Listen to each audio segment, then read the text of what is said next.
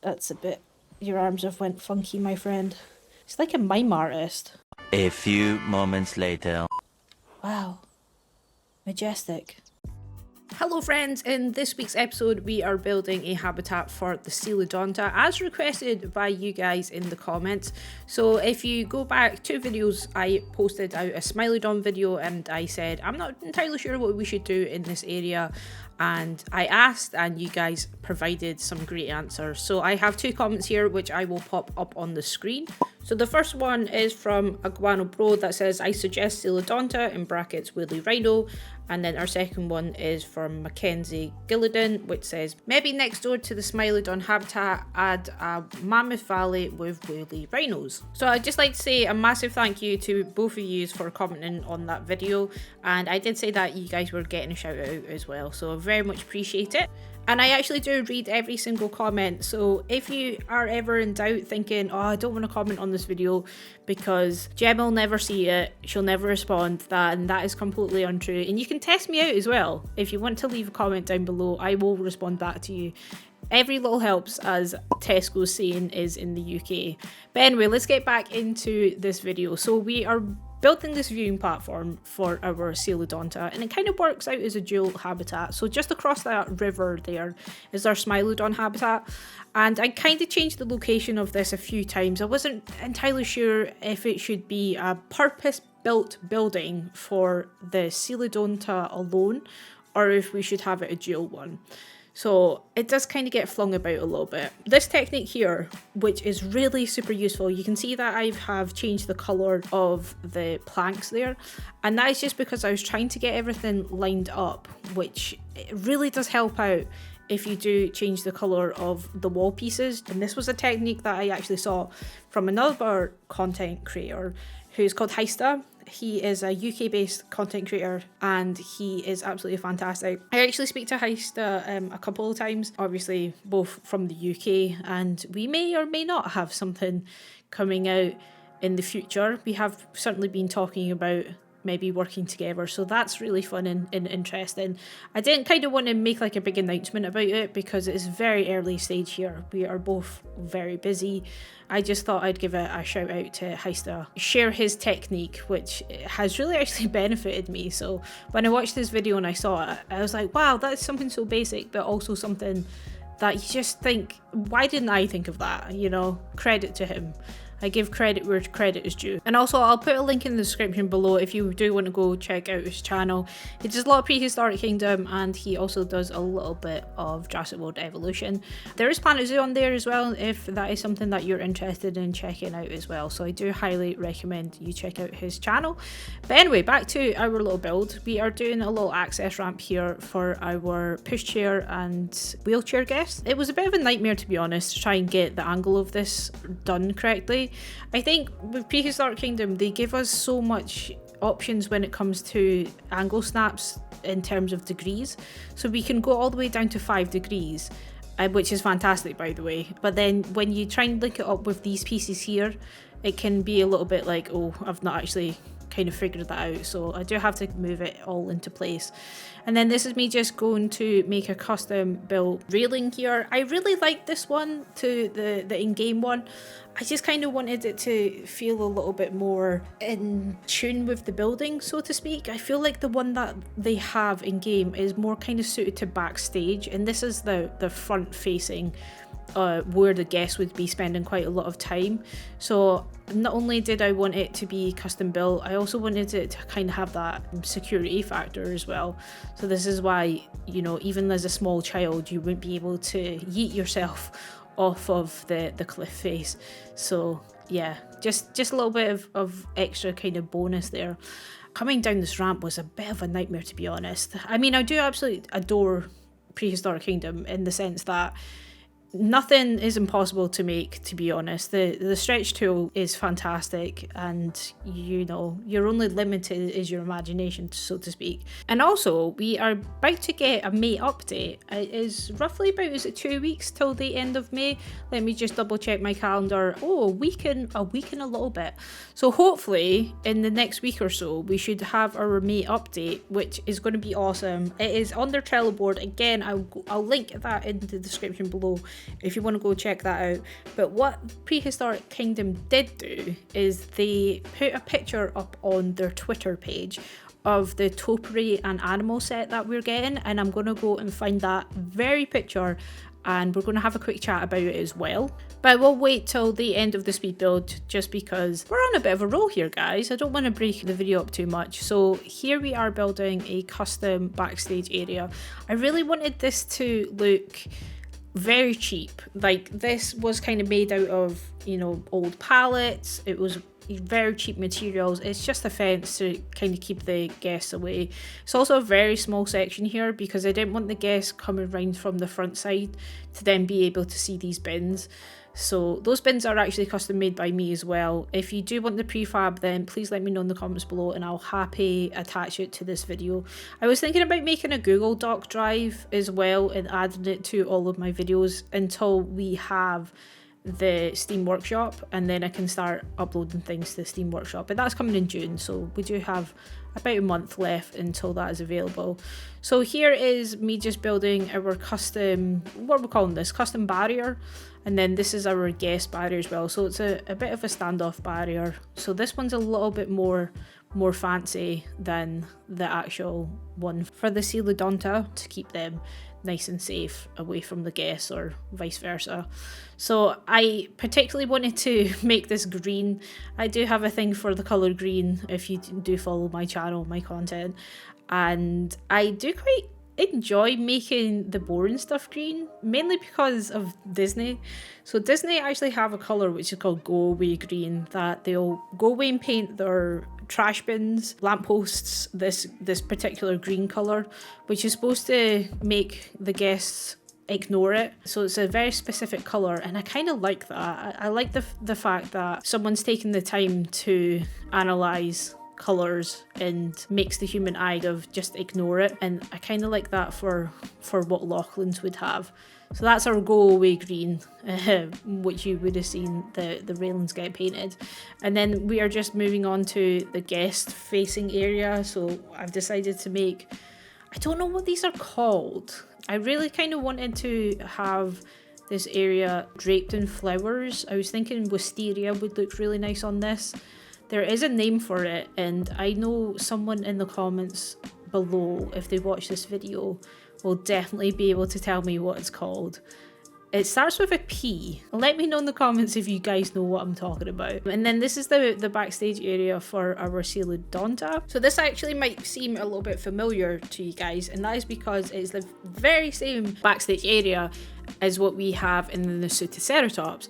So I wasn't trying to reinvent the wheel here. I just thought we've already done a backstage area. This is a zoo which is very much made out of the same materials, and I just thought I'm just going to repurpose it. So this is exactly what I'm doing. I'm just taking that building, extending it a little bit, moving where the staff can use the facilities as well. And also I try to do a little bit of a holding cell with this one. Holding cell, I don't know if cell is the right word for it. I feel like cell makes it sound like I'm talking about a prison. Like I'm taking the woolly rhino and I'm keeping them in my little prison at the back of the zoo, which is totally incorrect. They do have free range. They can come in and out here if they want to. I don't know if they can because I've not tested out the hitbox, but yeah, I'm sure if they wanted to, they are absolutely more than welcome to. So this is a little holding area. So you can see here I'm putting in some hay just to kind of separate it out a bit. And then if you actually turn on L on your keyboard, that'll bring up your light while you're building, just because it's a little bit murky and a little bit horrible when there's no natural light coming through. So that's a little tip for you all. So like I said, this is going to be the holding area. So if there's maybe new woolly rhinos getting introduced to the pack, or I don't even know what it's called. I don't necessarily think it's a pack of woolly rhinos. Again, someone can say in the comments what they would be classified as. And then I'm literally using the in-game tools here to try and figure out how much trees they like. So you can see like the bar at the side is moving and how much water that they need. And I really kind of wanted to see, first of all, I was really interested in see what kind of trees they liked. So of course boreal trees is a given. Thankfully the terrain doesn't matter, so terrain painting is my absolute favourite thing to do. I tried to put a little bit of snow on the ground just because I knew that they were kind of from these like boreal environments. However, you know, a lot of people will argue, but there was never grass back in day. But as we are in current, you know, Scottish times, then I can kind of, you know, say it's okay to put in a little bit of grass and a little bit of foliage. But yeah, using the actual in-game features that says that they only like this amount of trees was a little bit of a shock to the system, because usually to make habitats look 1,000 times better, we always say spam rocks and spam foliage. So it does look a little bit boring, but you know what? Boring means it looks realistic. And I also put in like these reeds as well, and I thought, yeah, this is looking pretty good. And then I had a look and they're like, they absolutely hate the reeds, so I kind of took them out at the end of it. And then I'm making our very famous custom sign here, so I kind of went a bit more designed on this one. The ones that I've done in the past are usually just lines, and I just thought, okay, we're going to add a little bit pop of colour, because I know that someone asked me in the comments below, they're like, oh, could you like share your in-game signage? And I was just like, yeah, I could, but I can also make it like 1,000 times better. So I thought I'd just take like a little bit of time and energy to make these look semi-decent. Again, if anyone wants this, then I will happily upload it to the prefab bit in the Discord, or in June I'll definitely put it on the workshop, because I'm hoping to make an actual series of signage, which would be really quite cool, and we'll definitely probably continue doing something like that on a live stream. For those that don't know, that I actually do live stream here on YouTube every Saturday, so if you want to see some real-time building or just want to have a little chat and you're not too busy on a Saturday, then feel free to hop along. But anyway, I'm going to wrap this all up for just now, and I'm going to hop into the real-time tour part, so I will chat to you guys in a couple of seconds. And don't forget that I'm also going to be digging out the Twitter post for the May update, so I will include that as well.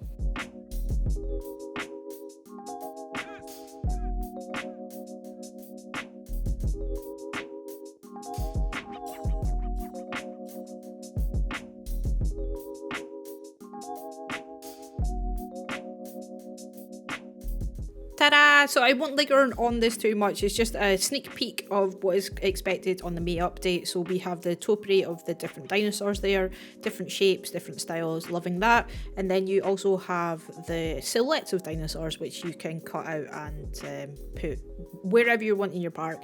This is going to be awesome for our information boards, so very happy with that. And then we have trees, silhouettes of trees. Now you guys know how I feel about it. A tree is a tree. And I'm probably going to put that on a t-shirt, which is coming to a merchandise store not anywhere near you, because who is going to wear a merchandise top that says Mrs. TeaRex says a tree's a tree? Absolutely no one. Okay, welcome guys to our Smilodonta tour. So you can see that we do have two of them in here. They're kind of just chilling out, and we are just going to hop down to get to about guest level, and we are actually going to start off with our paddock. So we'll just hop across the fence here. So we've got our custom fence, which is for our guests. Then we've got this little bit of a standoff area just to keep them nice and happy. A little bit bumpy in here for our little woolly rhinos, so we'll try and get down to a guess height. These are absolutely magnificent. I know a couple of people are just absolutely loving them in the comments as well. So with this one, I tried to put in a little bit of snow. So I did actually put in a white rock just to give it this idea that there's a little bit of snow left over. So you see that in here, it's a bit murky, but I kind of love that. It looks like a little bit more natural, so to speak. The foliage in this, there's not much going on here. I did take away the reeds just because it turned out that they absolutely hated them. But then I was watching a live stream from the developers of Prehistoric Kingdom, Blue Meridian. They usually do a live stream on Monday.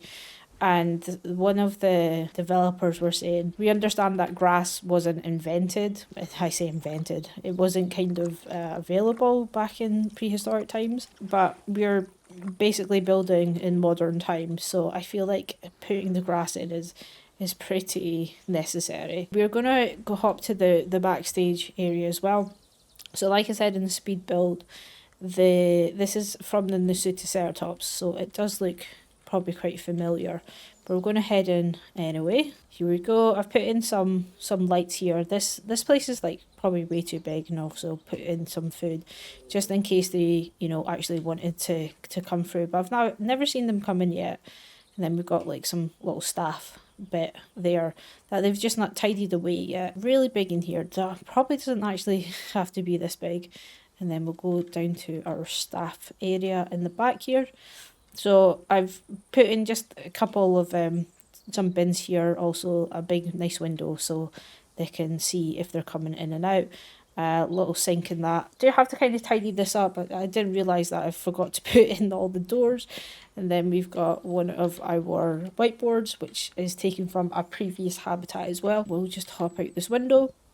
And then this is just the holding area as well. So if they did have like new woolly rhinos to be introduced, then they could keep them in here. Or if they weren't feeling well, then they can separate it from the rest of the, I guess it's the herd. Anyway, we will hop out and look over onto this side. So this is obviously where our guest would be able to come and see the Coelodonta as well.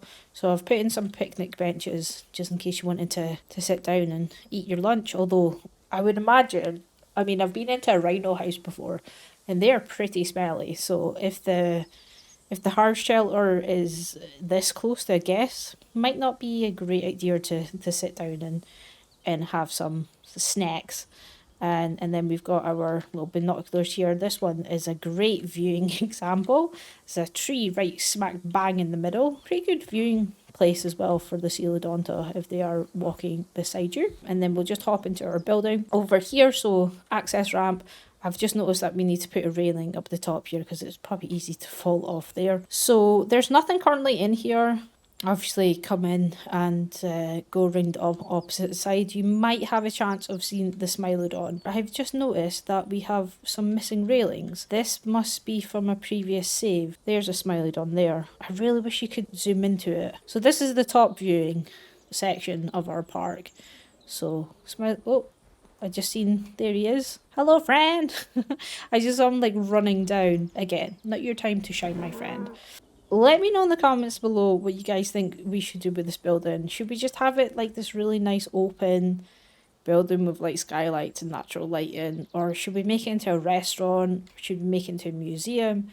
Very interested to know what we should actually do with it. I just built the building purposely for a viewing platform, but I feel like it's a bit of a waste if we just keep it completely empty. So next week will be this habitat over here, halfway in the ground, looking pretty extinct. A strange one to get you dug out there, my friend. Maybe your friend can come and help you. Oh, that's a bit, your arms have went funky, my friend. Let's see how you get out. It's like a mime artist. Wow. Majestic. Turn in. Nailed it. Nailed it, my friend. Well done. Anyway, if you have enjoyed this video, please do remember to give it a thumbs up. Always helps out the channel. I greatly appreciate it. If you want to comment below, I will 100% get back to you. And until next time, guys, have a wonderful week. Take care.